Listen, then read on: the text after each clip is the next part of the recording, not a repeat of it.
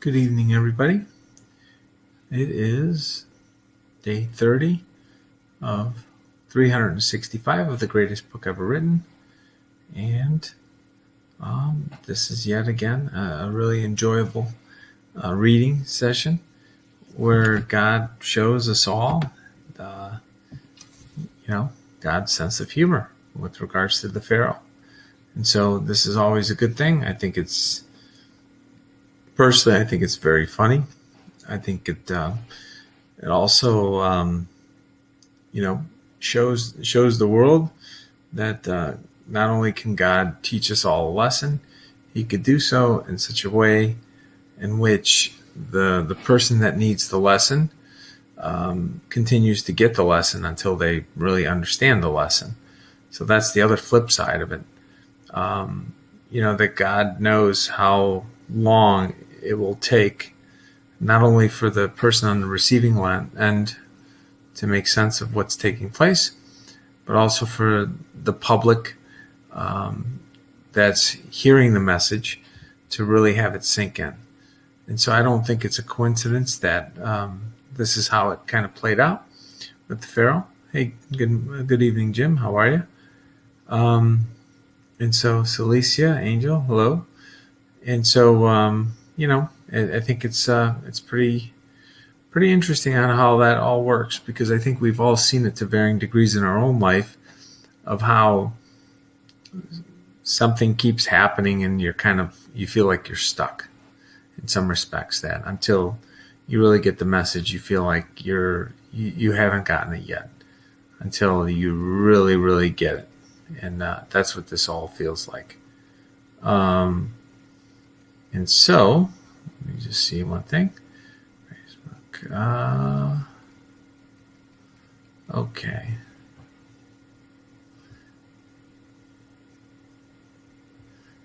Okay, so give me 1 second. Okay, so let me see here. Just post in one other spot and then we are good to go. So I hope everybody had a chance to go over it. The app is pretty good because you can dig in and read more, or you can just read the core piece. So this is the plague of the locusts. So basically, locusts are, I think we've all kind of experienced some of these cicadas. The cicadas come out every so many years, and you can't help but think, what kind of locusts were these, and if they have anything to do with the ones that we kind of see I think there's some that are every 17 years, and there's another group that's every 7 years, and so forth. But obviously these locusts basically consumed everything else that was left, and it got to the point where not only was God making a mockery out of the Pharaoh, but also all of the Pharaoh's advisors.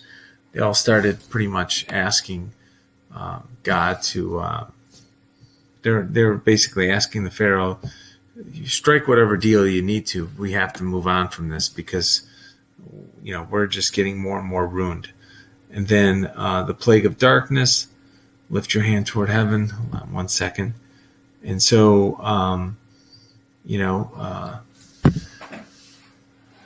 once again, the Lord hardened the Pharaoh's heart. This is that sense of humor again. The Pharaoh, even if he wanted to get out of this vicious loop of thinking that it was going to end, the Pharaoh could not get out of it. And if I'm not mistaken, somewhere along the way, and I don't exactly know where, but I do remember hearing the whole concept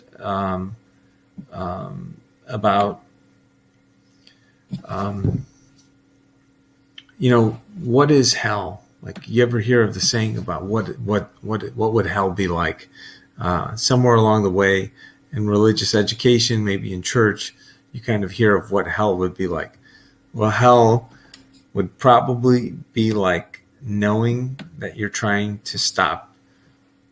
You're trying to have something stop that is the result of something that you did wrong, and and you keep being stuck in that endless loop.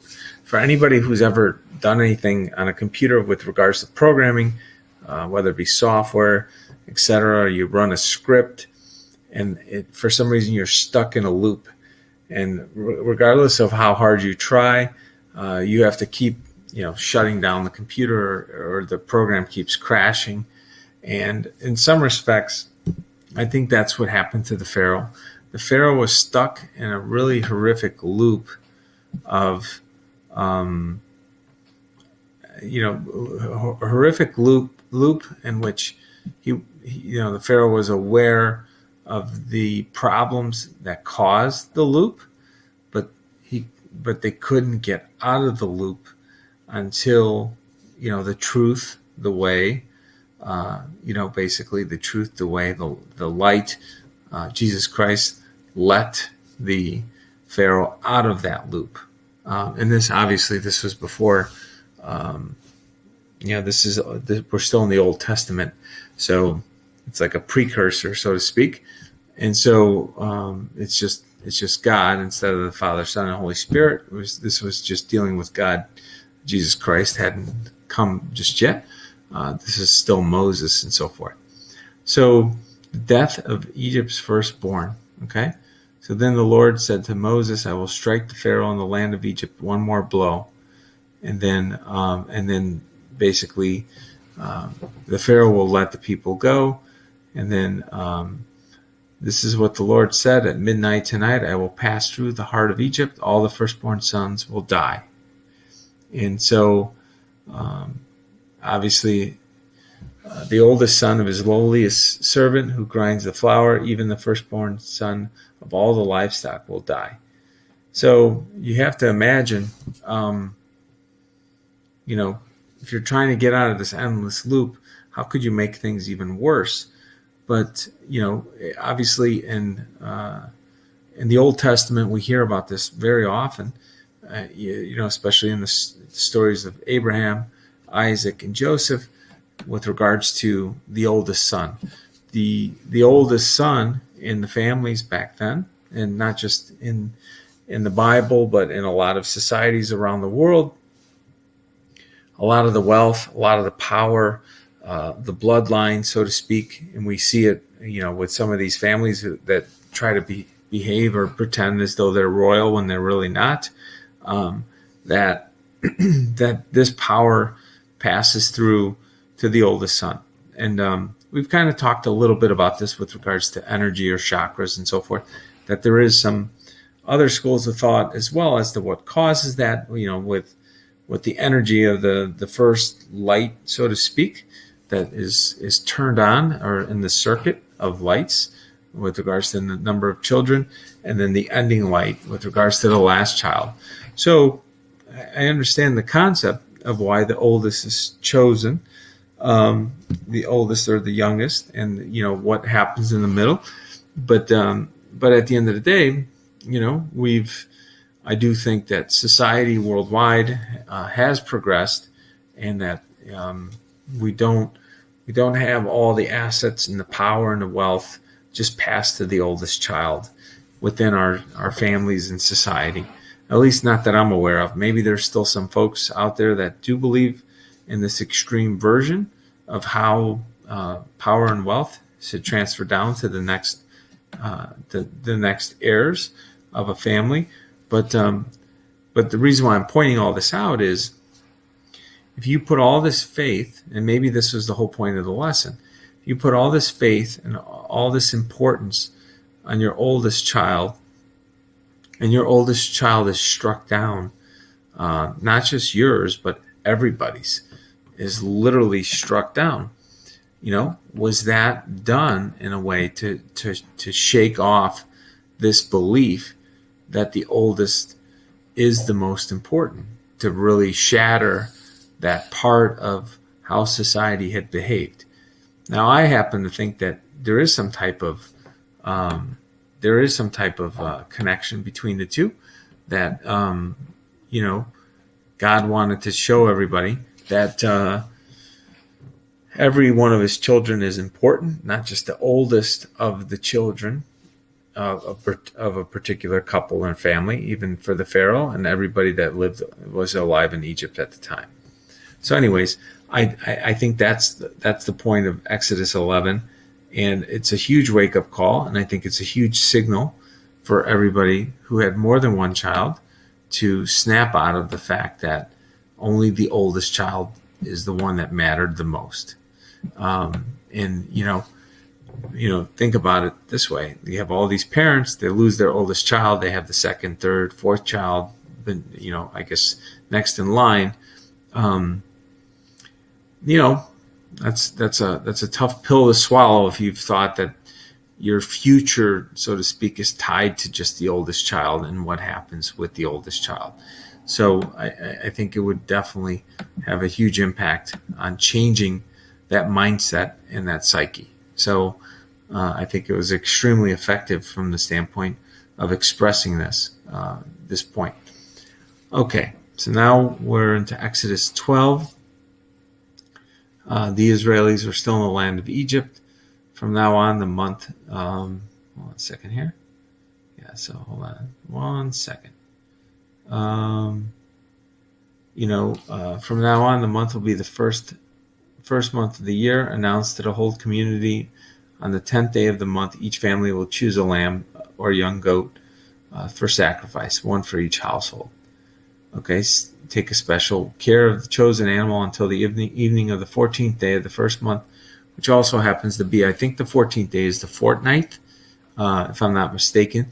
So the fortnight is something that becomes popular throughout culture in history as the 14th night or the 14th day. And I'm not 100% sure on that, but I do think that there's something to be said about the fortnight. I think it's called the fourth night. Hold on a second. Anyways, I don't think I'm pretty sure it's the 14th day. And we kind of hear this with regards to, a 13-day cycle. So the end is the 14th, like one after that. Let me see here. So, the instructions for eating are: be fully dressed, wear your sandals, carry your walking stick in your hand, eat the meal with urgency, for this is the Lord's Passover. On that night I will pass through the land of Egypt and strike down every firstborn. I will execute judgment against all gods, for I am the Lord. But the blood of your doorpost will serve as a sign, making the houses where you are saying, when I see the blood, I will pass you over. So,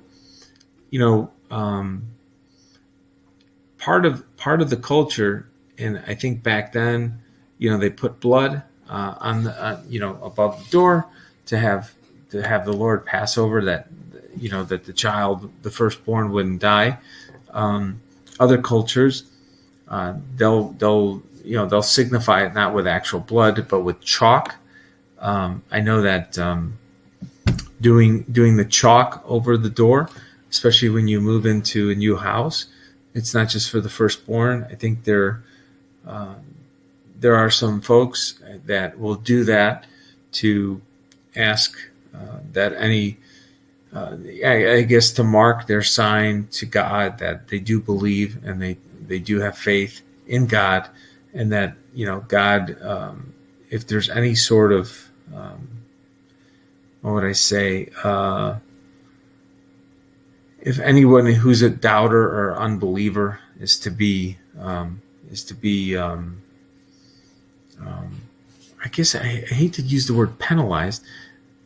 Why did God do what He did? It's to show that if you don't obey and you don't listen to God's commands, He will strike down the ones that you hold dearest in your life. And so, I guess you can say that, if you don't want God to have you in bad favor, you want to signify in some way, shape, or form that you acknowledge God's role in your life and the way you live your life by trying to live a righteous life by God. So I think I obviously,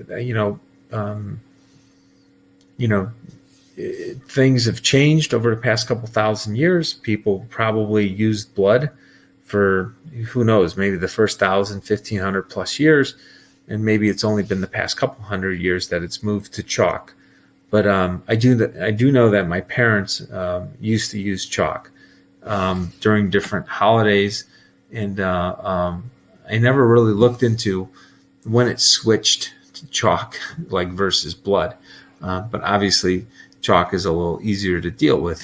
So during different holidays of the year, I do know that above the door entering the house, my mom or my dad would have something written in chalk.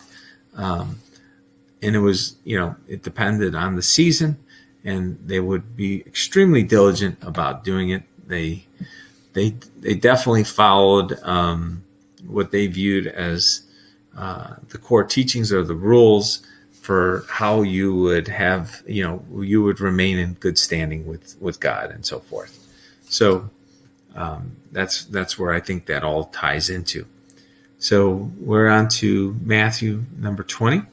For the kingdom of heaven is like the landowner who went out early one morning to hire workers for his vineyard.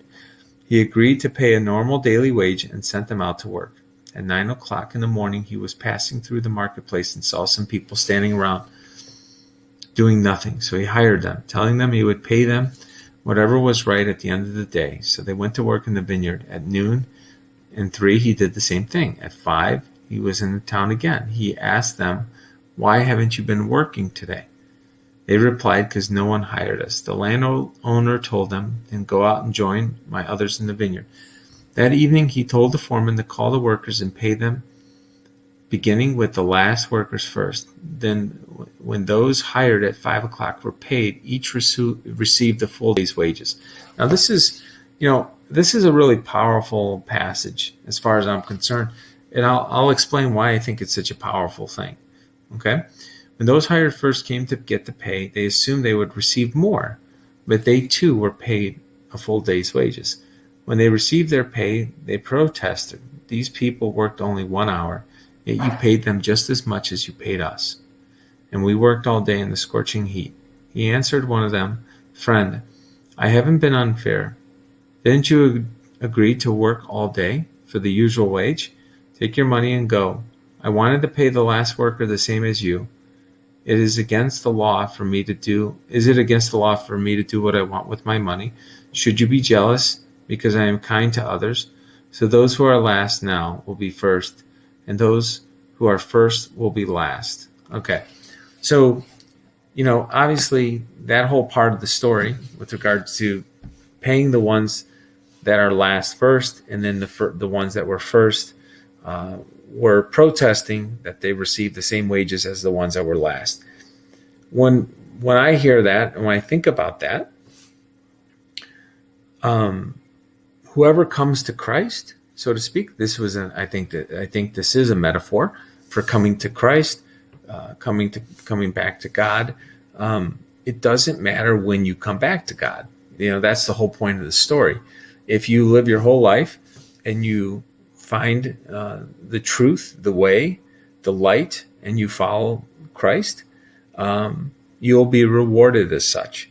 And along the way, maybe your life will be a little easier. And that's okay that your life has been easier because you found the truth out before others who came in at 12 o'clock, who came in at 3 o'clock, who came in at 5 o'clock. And I think that the people that come in at 5 o'clock, if you think about it, if you've been, I don't know, I can't speak for everybody else, but I can't say that I've never had a difficult time finding work. And so it's hard for me to relate to what that would feel like. I've never been on public aid, in terms of, I guess being on unemployment. And so, if you were trying to find work and you're trying to provide for your family, and, more and more time passes and you can't, and you keep trying and you keep trying and you can't find anything, I would imagine that you would be worn down in some respect. you would maybe lose faith. You would maybe lose a little hope as to what you're doing wrong. And so, when you finally do get that job after being out of work for a long time, frankly, I think you might be a little more grateful than someone who had a job the whole time. And I think that's also part of this story, is that someone who at the very end gets a position or gets to work, if they've been waiting all day and or wanting to work all day, but they weren't asked to work all day, was it truly, in a sense, their fault, or is it just bad luck that nobody had asked them? And I think that's also part of this story, is that each of us has various gifts that we can give to the world, and that those gifts, some are called upon early on and some are called upon at the very end. But the larger moral of the story is you'll be rewarded for just putting those gifts to work when they're appropriately called, or when they're called, even if you've had no say as to when they are called to be used. And so I think it's a wonderful story. I think there's a lot of interpretations of what it means. And I think that those individuals that only worked an hour versus 10 hours or 12 hours on the day, I think it's irrelevant. And once again, this is coming from a capitalist, because you want everybody to be efficient, but once again, these parables, these stories of how Christ would work, they weren't necessarily meant to be the way we human beings behave as just human beings. This was also meant to be part of how, I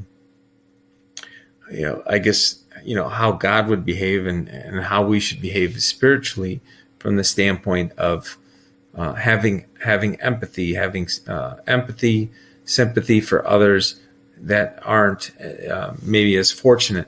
Because, if I had my druthers, okay, I know myself, and I can't speak for everybody else. If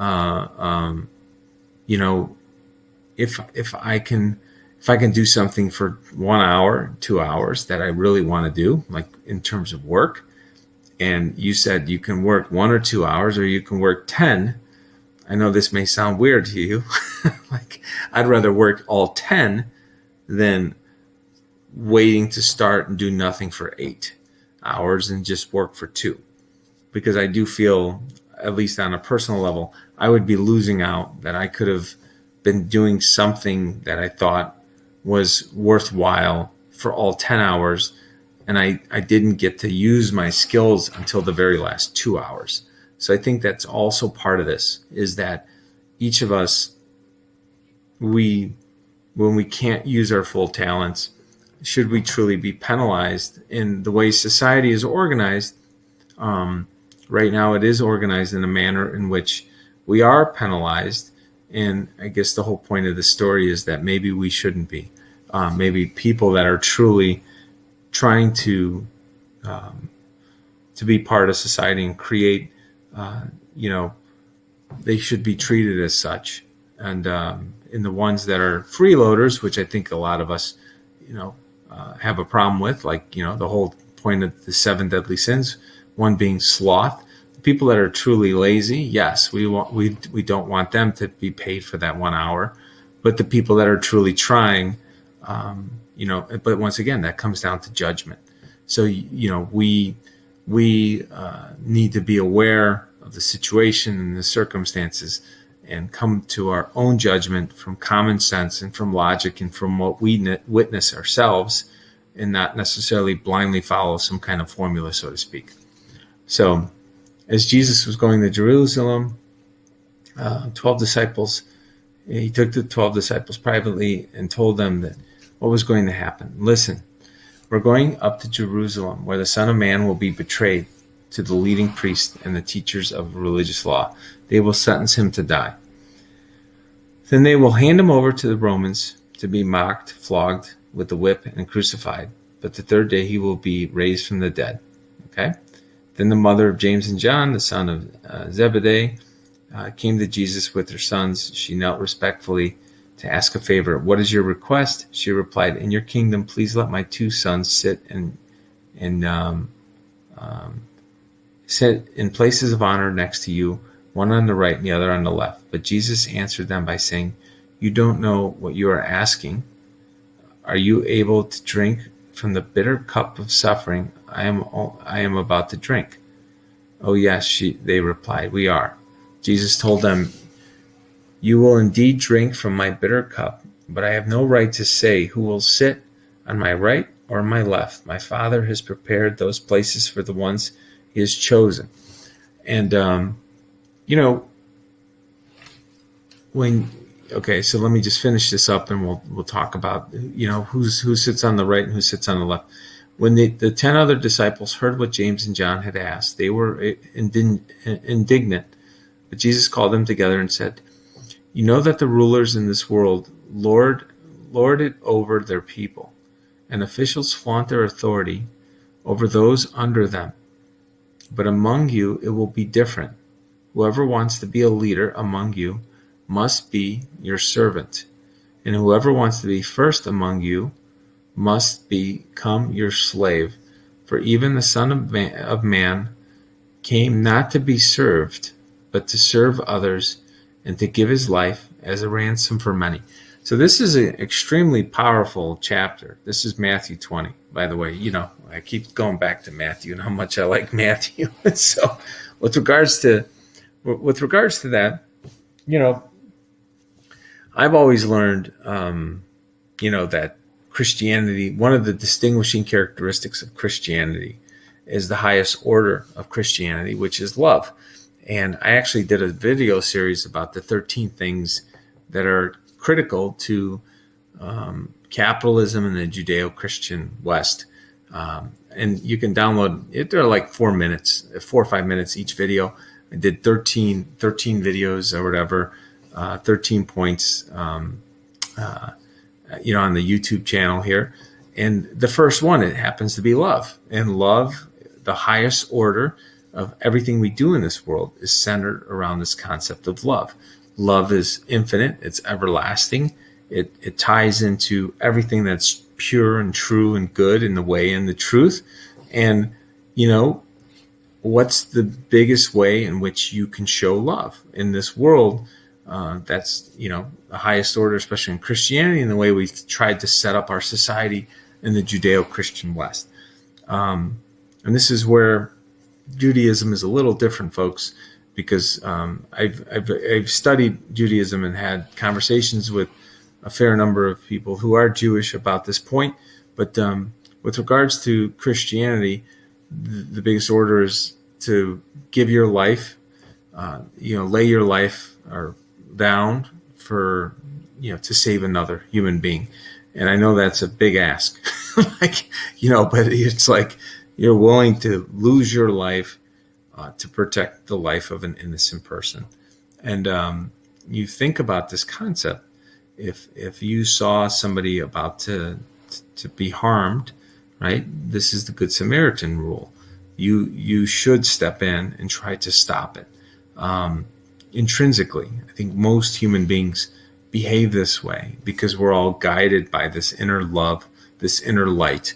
And you'll if you're a parent, regardless of how old you are, and regardless of how many children you have, if you have 5 children or 2 children or 10 children or whatever the number is, and one of your children gets ill, your inclination is going to be you'd rather die than they die, right? You'd rather have them live on, and that's just the way. That's part of what this means. From my interpretation and the way I've understood, this message of Matthew number 20 is that you have.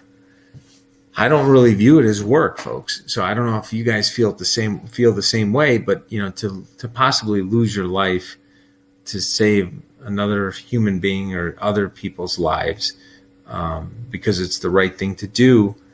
is what keeps our overall society safe. There has to be this unifying behavior of sorts where people are willing to lose what they hold in a sense most dear, right? You want to exist as long as possible in this form to experience this life, to experience the love and joy of your family and so forth. But at the same time, you know that if you don't step up and do certain things, you have a big problem, because then everything could be lost for everybody else. And so I was talking to somebody today that reached out, and I spoke with them about this whole thing with regards to the state of the country, and they asked me a couple questions, and I explained to them, they kind of said it's great that you're doing some of this work with regards to some of the stuff that's going to get me banned if I speak it out loud nowadays. So I'm kind of chuckling because there's a little bit of truth to that. But if for anybody who's watching that knows some of the stuff that I've been involved with, it's a little controversial. It could lead to me being physically harmed. I understand all that, but and I'm still fighting, and I'm still involved and working on that. Even though I have my own life, I have my 5 kids, I have my wife, I got my my other family, and I explained to them. I said, well, it's not a very difficult choice in my mind, because if I do nothing, right? If I know I could step up and do something. At least I'm in a situation where I have a fighting chance that I can say I did everything I could, and if the outcome turns out to be negative, I'm getting taken down anyways. But then at the same time, if I don't do anything, and time passes, I'm one of the people, along with a bunch of others that are all going to be rounded up anyways. So it's kind of like I'm damned if I do, I'm damned if I don't. So, since I'm in a situation where I'm basically a target one way or another for my views, for my religious views, for my views about adhering to the U.S. Constitution, for my views and beliefs and freedom, in the system that we have, I think that's what makes me realize that it's not a realization, folks. It's like, it's kind of like breathing. There's certain people that maybe experience a bit of a different rush from doing things. Like, I happen to do better under more stressful environments. I know that about myself. So there's some people that go up to the edge of a cliff, and they get a really good rush, and then they're like, wow, that was cool, and then they walk back. And then there's somebody that goes up to the edge, puts on a little hang glider, and jumps off. Well, I happen to be the one that will go up and jump off because I want to see what that rush would feel like. And so there's a side of that I do think it's in our genes. There's research that shows certain people are wired that way, but that's why we have police officers. That's why we have firefighters. There's somebody that has to be able to step in and run into a building that is on fire to save somebody else. And it's not for everybody. And, I think that I don't think I would have a problem being a firefighter and doing that job if that's what my calling in life was. But I hate to say that I enjoy the rush, but I'm saying part of the job is the rush of knowing that you can step in when you're called to step in. And so that's the way I would kind of, describe this Matthew 20. And in terms of, serving others and so forth, let's assume for a second, and this is,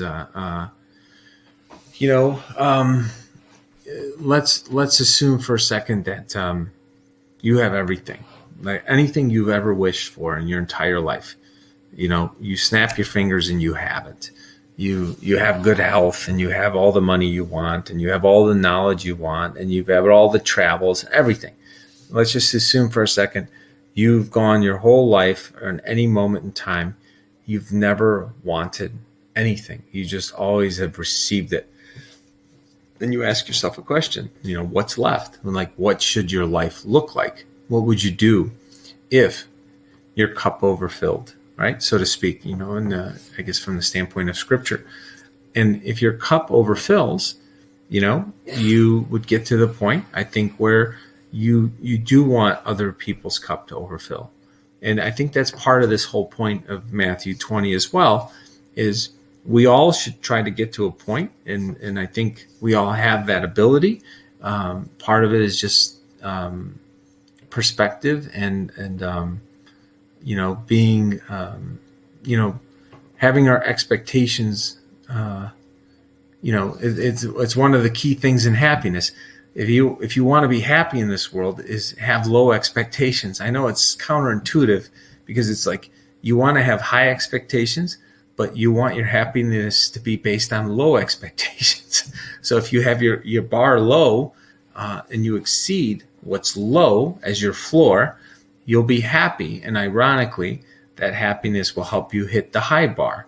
And so it's kind of like that, and is my interpretation, because it's like, if you take the time to understand what is the minimum that you need to meet your basic needs, right? Kind of like Maslow's triangle. What meets your basic physical needs? What meets your family's needs, your emotional needs, your needs as you kind of move up to self-actualization. And if you find out what that minimum number is, so to speak, along the way, and you achieve that minimum, and you make it attainable, that you can achieve it, it's not too burdensome, it gives you the confidence and the drive to continue to move up, and then shoot for the higher one. And I think as you shoot for the higher one, and you've filled your cup, so to speak, along those different levels of Maslow's triangle, I think that your inclination will be to help others around you also achieve that upward movement of Maslow's triangle. And I think that's my interpretation of this when I think about it, that whoever wants to be the leader should be the servant. Part of being the servant isn't necessarily being like, hey, I want to go get your drink for you, or something like that, like we think about servant or cleaning the house kind of thing. Servant is, how can I serve your mind, your spirit, to help you advance, period. And that's a way of, that's a form of service. Teachers are a perfect example, not the ones that are read for ed. Those are communist Satanists. I'm talking about just traditional teachers that are really trying to serve our children. Parents serve their children by teaching them lessons. That's the kind of servant or service that is being said here, with regards to servant. And in terms of whoever wants to be first among you must become your slave. So, once again, master, when you think about being a master, being a slave, once again, this is all a function of the use of the language. When you're a slave, the connotation is you have no control, right? That's how we kind of grow up. Whoever's the master calls the shots. The slave has to do what they're told. Now, in this connotation, my interpretation when I kind of hear this, if you want to be first, you have to be the slave. You have to be the slave to something that is a much more powerful than you individually. And that's the concept, that's the idea of service. So you have to be a slave to this concept of making everybody better off if you have the means and the abilities to do so. That you don't do it for reward. You'll get reward is the irony, but you do it because you have this gratitude or this sensation that it's the right thing to do and it's appropriate for the talents that you've been given. And so when you when you let go of the attachment that you need rewards for what you're doing, and you're doing it to serve, you are in a sense a slave to the idea of service. And so that's the way I interpret this. And so I think it's not the language. That's the funny thing about the Bible and a lot of these stories. The language doesn't always make it easy for us to assign what's being said. You have to pause and think about it from the standpoint: is this what is meant by this word in the context of everything else that's being said? And that takes reflection. You have to sit back and think about it in terms of why was it written this way. And our minds sometimes go to the negative reason it might have been written that way. And people that are skeptical of religion or think that it's out to hold people down, so to speak, they're going to try to assign a negative connotation to it. But if you reflect on it and really look at it, most of the time it's not a negative connotation. It has to do with a much larger picture that's being painted and so forth. And so, okay, so that's with Matthew 20. So now we're at Psalms 25, a Psalm of David. O Lord, I give my life to you. I trust in you, my God. Do not let me be disgraced, or let my enemies rejoice in my defeat. No one who trusts in you will ever be disgraced. But disgrace comes to those who try to deceive others. Disgrace will come to those who deceive others. I got to tell you, being on this earth for 45 years, there seems to be a lot of people that deceive a lot of us that get away with it. And, sometimes it is aggravating and it's frustrating. That's why I'm stopping to chuckle about this one, because, I'm always kind of rooting for that God of Job, in the story of Job. And I'm kind of rooting for this justice to be delivered.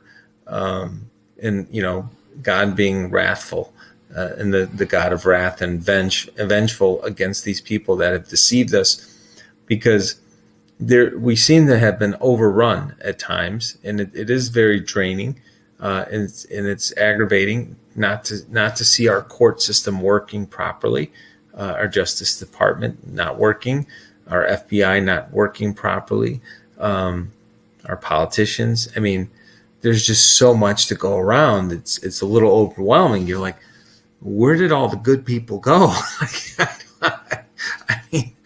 I mean, was this whole thing was I delusional this whole time that I thought this was being taken care of? I really don't understand. That's how I feel at times. And maybe this is what's called the very, the whole thing about us being awakened, right?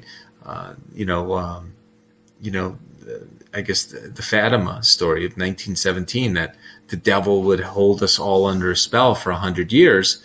And, was it a coincidence that President Trump was sworn in 2017, right at 100 years?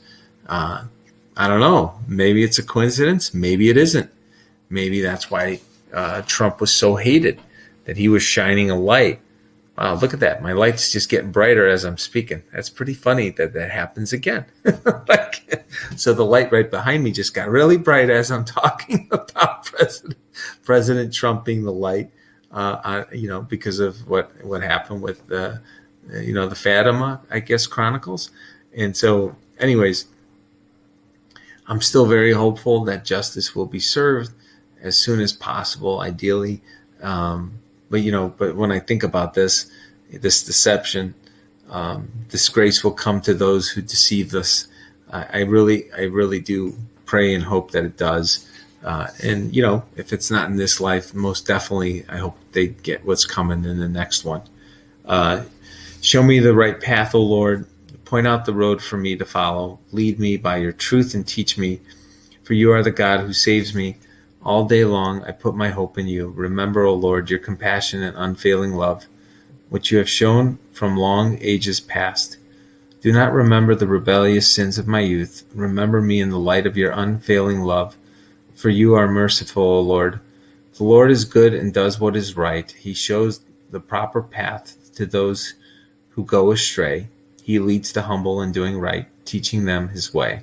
The Lord leads with unfailing love and faithfulness. All who keep his covenant and obey his demands. For the honor of your name, O Lord, forgive my many, many sins. Who are those who fear the Lord? He will show them the path they should choose. They will live in prosperity, and their children will inherit the land. The Lord is a friend of those who fear him. He teaches them his covenant. My eyes are always on the Lord, for he rescues me from the traps of my enemies. Now, keep in mind, I'm a little, at times, I think about this, when people say I'm a God-fearing man or a God-fearing woman, I've never really had that inclination to fear God, in my life. And maybe I've never really felt the need to fear God. And I'm just curious if other people kind of feel the same way, because I've always kind of known my place. Like, I know that God exists for me. It's been very clear my entire existence. I've always sensed God. My parents, maybe it's the way my parents brought me up. Maybe it's the genes that I received from my parents. Maybe it's a combination of the two, nature versus nurture kind of thing. But I've never resisted or tried to defy God. Now, that being said, I have been stubborn in wanting to do my own thing, but I didn't.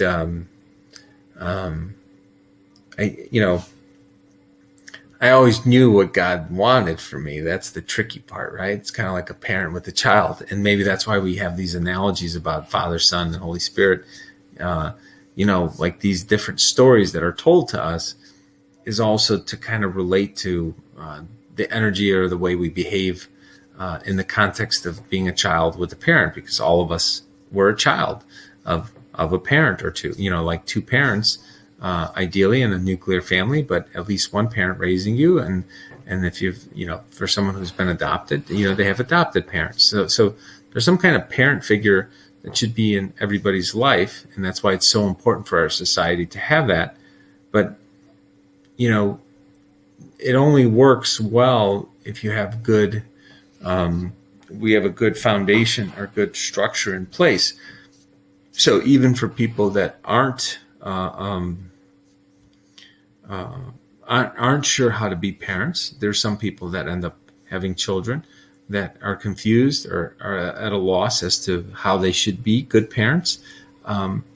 The good thing is there's this great book called the Bible that tells you a lot of stories of how you could become a good parent, and there's a lot of lessons for how to just be a good person in general, and so when I think about this whole thing about keeping the covenant and obeying, and you should obey because you should fear God or fear the wrath of punishment.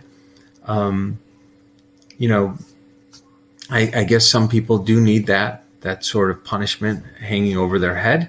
It's kind of like the whole idea of carrot versus stick. You want to get people to do the right thing in the workplace by incentives, but if they don't do it, you hit them with a stick kind of thing, or they get fired. And that's the way corporate America is structured, and other entities around us are structured. But the ones that really thrive in society that I've studied professionally, and my graduate studies are in this area as well, and I've use these principles in the markets for judging which companies are worth investing in. So I'm kind of speaking to it from the standpoint of what I know in theory, what I know in practice, and what I've seen actually work in the real world, not just on a piece of paper, or not just even in just the Bible. And the companies that really thrive are the ones that are driven by purpose, where the people that want to be there, they know why they're there. They're not fearful of being there. They choose to be there. They want to serve the larger goal, larger purpose of that entity and what it's doing in the world, how it's creating value, not just on behalf of their family if they're employed there, but on behalf of their customers and everything else. So that's just my take on it. Is that you should know what the covenant is. The covenant is what is the contract? What are you agreeing to when you go to serve? And obviously, you have a covenant with your God. You have a covenant with your relationship, with your spouse. If you're married or in a relationship, if you're dating, you have some sort of agreement as to how you're going to behave. You have a covenant with your family and friends, with your children. There's even if you don't say it, folks, there's an implied agreement as to how we behave depending on the relationship and the structure in which we move into that relationship when we form new ones. There's an understanding, when you flow into it, of what's expected from you, even whether it's said implicitly or not. So that's just something to think about, and I think that's what this Psalms 25 is all about. Okay, so now we're on to Proverbs 6. Take a lesson from ants, you lazy bones. Learn from their ways and become wise. Though they have no prince or governor or ruler to make them work, they labor hard all summer, gathering food for the winter. But you lazy bones, how will you sleep? When will you wake up? A little extra sleep, a little more slumber, a little folding of the hands to rest. Then poverty will pounce on you like a bandit. Scarcity will attack you like an armed robber. And, this kind of goes back to, why do the ants, I guess you can say, I like the analogy of the ants and so forth, but the analogy I like to think about, if you think about us as a flower, if you were to use an analogy of a plant or a flower, why does a flower bud? You have a seed in the ground, and then all of a sudden it's watered and it has sunlight, and next thing you know, it starts to sprout, and it doesn't just stop. It just kind of keeps going and creates a form of what's possible. And so I understand using the ants analogy, but what I like to think about, for us as human beings, as we kind of develop in our own way and create something, by being actively involved versus passively waiting for things to happen, is we take the sunlight, we take the water, the resources around us, and we blossom, and we create the petals of our lives, the colors, the beauty, the scents of anything that happens as a result of everything that we absorb around us. And who tells the flower to blossom? Once it kind of gets set into motion, it just takes whatever is around its environment and it adjusts accordingly. And I think that if you think of us in a similar light, that we should adjust accordingly and live up to our full potential and blossom, then it really isn't work. You're just, we don't really think about breathing. We just do it. That's another example. Every day, none of us has, how many of us really go on strike and say, I just don't feel like breathing today. It's just too much work. I just don't want to breathe today. I'm going to put that on hold right now because I'm too tired from breathing. None of us do that. None of us put off breathing, and how many of us want to close our eyes and just say, I just don't want to see anything all day today. I'm going to just shut them off and not look at anything all day or hear any sounds. Now, don't get me wrong. Some people want to meditate that way. They want to come to peace. I'm not talking about that, folks. I'm not talking about where you do sensory deprivation to get into a different reality.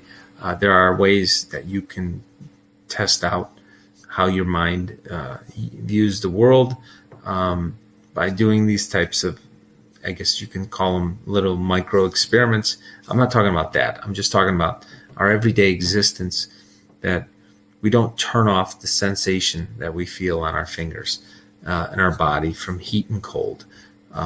We just go about our business and we sense all these different things from all these different angles. Our taste buds when we eat, and so forth. And that's my interpretation, that if we do all these things on autopilot, when we structure our life properly, then we should do the same thing. We shouldn't feel as though it's work. And if you form good habits in life, those habits will make it feel like whatever you're doing isn't work. It just is. And what I've observed is some of the most successful people I've observed in my life are the ones that can take really good habits and make them feel as though they're just taking a shower every morning. They don't even think about it. They just do it. And the more you can structure your life about righteous behavior, the easier your life will be, the less energy you'll expend fighting what you think you should do.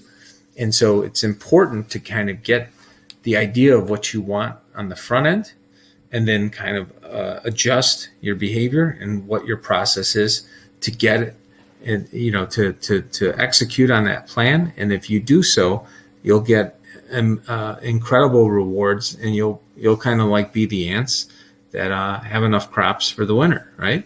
Versus if you're kind of wandering around and you don't know what you should do, and you're wasting a lot of time and energy, and you're second guessing yourself all the time, and you're getting bad advice from some bees, maybe, I don't know, that things kind of fall apart pretty fast. And so all I'm saying is there's incredible advice in the greatest book ever written. There's other family and friends that you should look to, that you trust, to help give you advice if you don't know what you should do. And I think that, doing all these things, and you just triangulate on what's the best course of action for you, will help you create the life that God wanted for you as well as your family. So with that being said, I just want to say, God bless you. God bless your family and friends. Please pray for Australia. I just saw a message come across here that they're in the middle of some bad stuff there. And, I guess with some floods in Australia. So hopefully everybody can say some prayers for Australia, that those floods do as little damage as possible and people aren't hurt or injured. And, so God bless Australia, and pray for them. God bless your family and friends. And may God continue to bless the greatest nation in the history of the world. And may peace be with you this evening. And if you don't have peace for some reason, I do know that if you put your faith back into God, that peace will most definitely find you. And so with that, I hope everybody has a wonderful evening. And I guess I will see you guys tomorrow. Thanks again for chiming in. Have a wonderful evening. Thank you.